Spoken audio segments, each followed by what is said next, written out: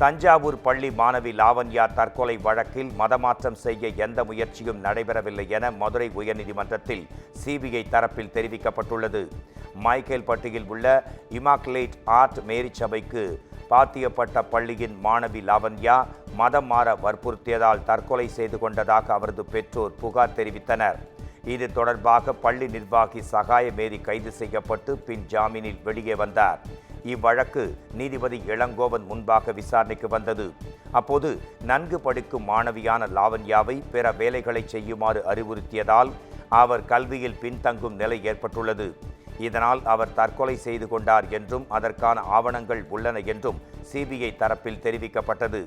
இதையடுத்து வழக்கு விசாரணையை வரும் 24ஆம் தேதிக்கு நீதிபதி ஒத்திவைத்தார்.